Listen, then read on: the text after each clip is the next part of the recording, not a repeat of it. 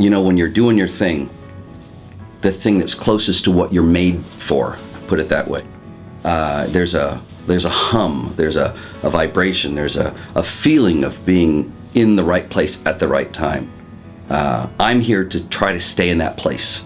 I invent stuff, I have fun creating things, those things maybe make money, or I gift them to other people. I have a specific area of interest, and that's bringing things to life. You're awake now. Basically, I'm like a tree and I grow fruit, and those are my ideas, but they're not for me.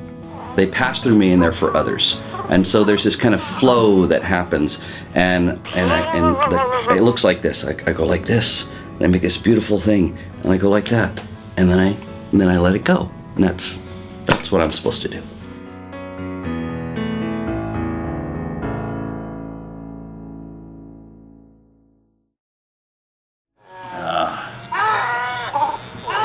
I have something I can show you though. I have the very first Furby model. I'm gonna go get it, hang on. So we're living in LA, and then the earthquakes hit and we gotta move, and I've been doing a product a week, basically just doing product design and then acting or whatever, and doing mime, and just, you know, scattered all over the place, you know, a big bright light with and just, you know, no focus, right? And so Furby happened because my wife comes up to me and she goes, she figuratively grabbed my psychic shirt and said, "Focus." She did. So what that meant was, you know, we need to focus and make a product that's going to, you know, really get us there if we can. We went to Toy Fair that year.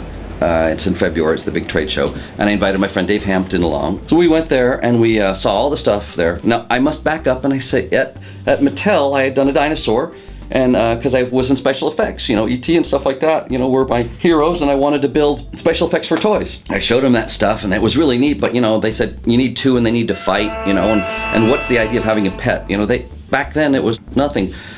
So that year, we saw Tamagotchis. The little keychain pets that you could, you know, you have to feed or they die, right? And so we saw an opportunity, Dave and I, to improve on the Tamagotchi, because the idea of a play pattern that involved a living creature that you had to nurture, that was now, I said, Dave, what do you want to do?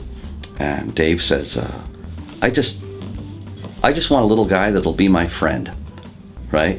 And the joke is, I thought that was me, but and I said, I do too, let's do that. So I go home in the summer of '97, I think, and I start working on it.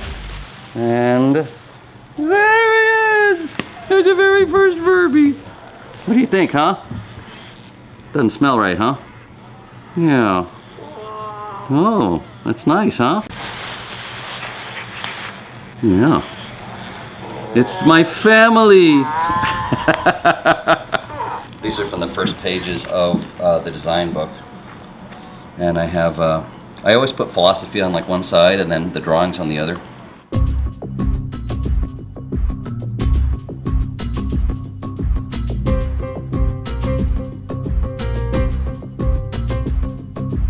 I want to use a single motor, so it'd be really inexpensive, because usually you need 20 motors, and so it was like an exercise, like a haiku of the thing I'd like to make. It's a melted down form, which your toys in general are. Anyway, so I spent the summer building that and came up with this cute little creature, and then we went to go sell it. So when Christy and I first made the video, we had this guy working, and we would do these behaviors, but with a little knob over here, and I'd go, "Haha, that tickles," and I'd do all this stuff, turning this little knob, and he didn't have anything in him other than motors at that time, or one motor at that time. Till the holes, that's for the speaker. But we made this whole kind of fake video. Chris, a huge part in this, did a lot of the design, everything. Every time I speak, when I say I mean we. If there's not 2, there's 12, there's 15, there's always a group of people.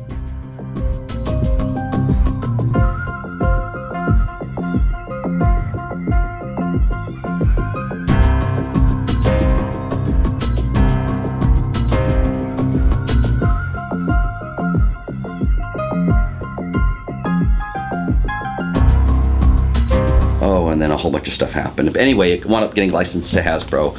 Look what you turned into. Furby was a big hit because it, on purpose, was made to let you believe it was alive. All electronic toys up to then were, squeeze my hand, I'll count to 10, and if you don't want to play anymore? No, okay. It's just a very self-centered toy. And so it became human in a way that other products hadn't been. It became human and present. And people thought that was scary and weird and freaky because it encroaches on being human. Did you know? Did you have any idea this would happen? No, I didn't.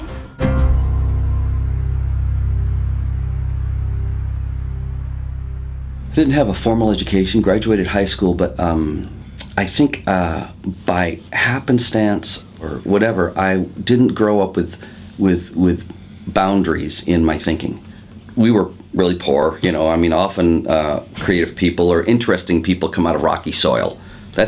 You just see that a lot of great musicians or whatever, that was part of what happened to me. We lived in Columbia, Missouri in a tent in the woods for a year, and then we moved up to a trailer. My dad was going to school, and I was alone a lot. I liked being alone a lot.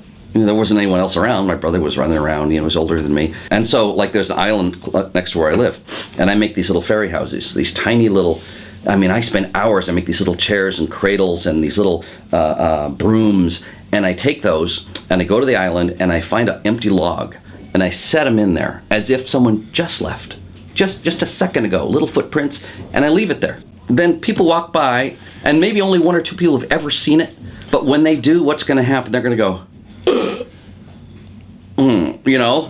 that actually works. It's like random acts of the impossible. Also, my mom, I think, had a big piece of this. She read us Tolkien, Lord of the Rings, when we were 5. The whole series. I'll give you one example of my upbringing, especially with my mom. So I'm 6, and we're going to go to the corner store and get an ice cream. And I knew for some reason that we didn't have any money to buy an ice cream. But let's go buy an ice cream. And I'm like, okay, I guess, we'll go down there and look at ice cream, right? So we're walking along, and it's a hot day, and there's a sidewalk, and there's shrubs on either side, and we're walking along, and I hear this tinkle-link-a-link, and I look down, there's a penny. I'm going, Mom, look, there's a penny. She goes, where'd it come from? I don't know. I just heard it. I said, oh, that's nice. We walk on a little more. Ding-a-ling, Mom, there's another penny.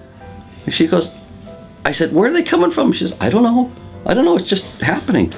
We walked all the way to the store. I got enough money to buy an ice cream. I bought an ice cream. And I remember when she was dying, right? She's on the bed. I said, Mom, yeah. Did you throw those pennies? No. I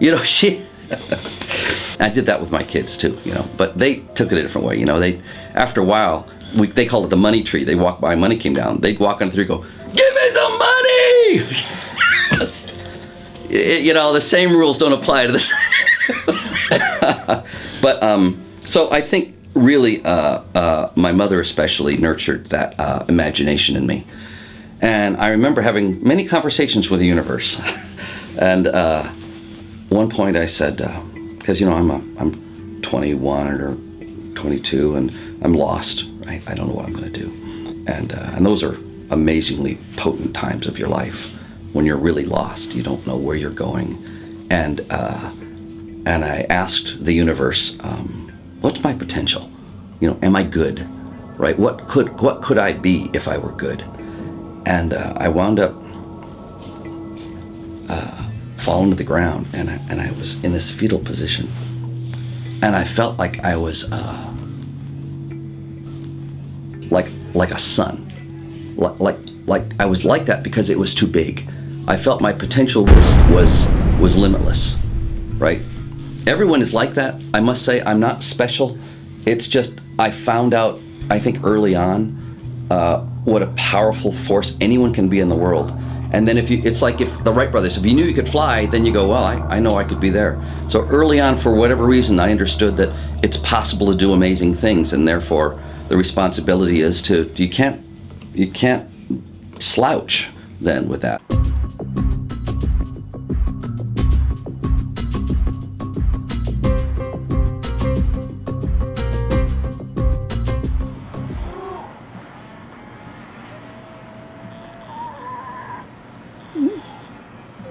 Pleo's like a cuddle bot. It's supposed to elicit empathy from the user. When you go to the mall with your family, and you got kids, you know, and you go into the pet store, and you look down in the puppy bin, and everyone looks down and goes, oh, that's the money. That's what we're going for. And I think to some extent we achieve that. I've always loved dinosaurs, and gee, so do a lot of other people. Dinosaurs is an evergreen brand. It's not going to go away next week. Been around a long time. There's an eternal fascination. Plus, it's kind of a cross between science and art. You're interested because they really walk the earth. What kind of dinosaur? Well, let's do a T-Rex. Well, a T-Rex, it's got big teeth, you know, and all this stuff. Little boys would like it. That's a classic toy, but you know, Pixar showed you could do it as a friendly character, but it was harder. So now we're casting an actor. Like if you're casting an actor in a part, and this part is to endear themselves to humans, who do you cast? Do you cast, you know, right? Who do you cast? You probably cast a puppy, right? A puppy personality. You also want an actor that has a lot of expression, right? So if you think of people with small eyes and short arms, you know, Surprise looks like this.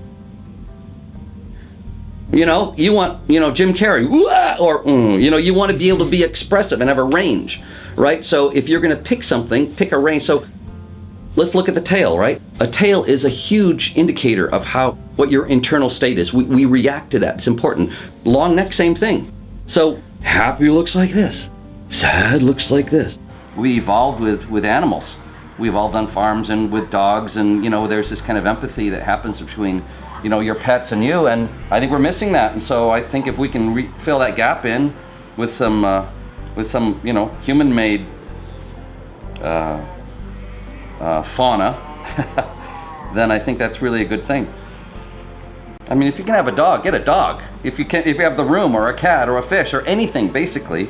But there's lots of people in the world that don't have that opportunity.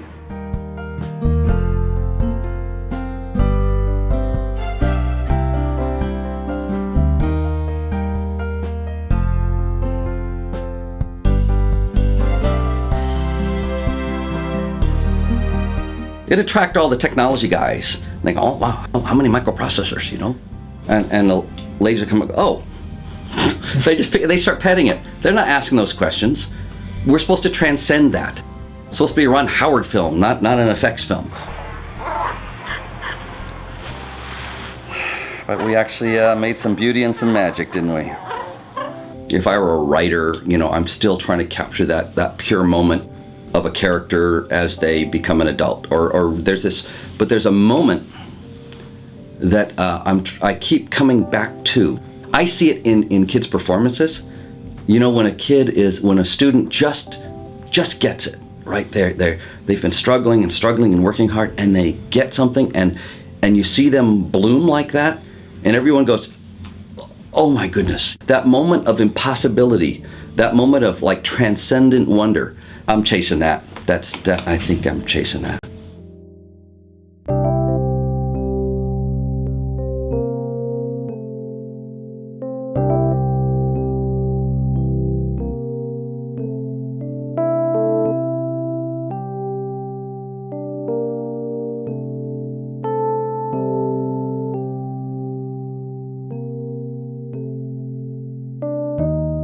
In education, in your life, you need to find people that exhibit the behaviors that you aspire to. I wind up drawing people to me that are very giving. I make a joke, my wife and I have a give and take, you know.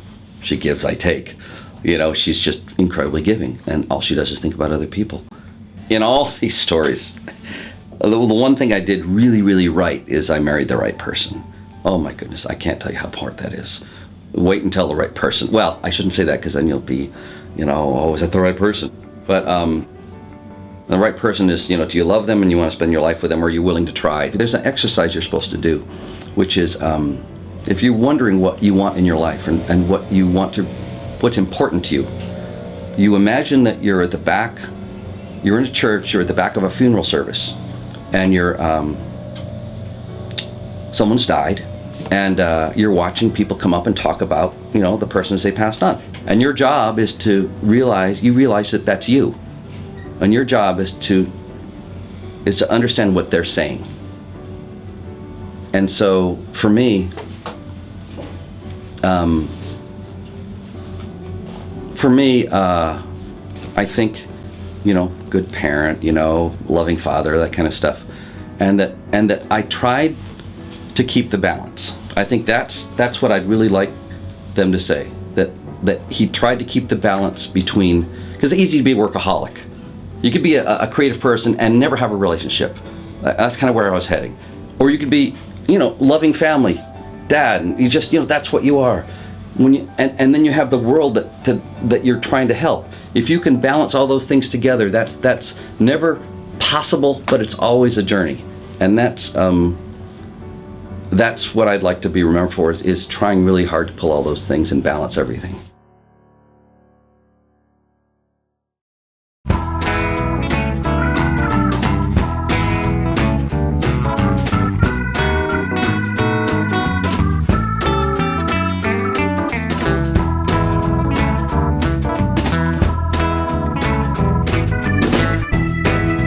Here's the last thought.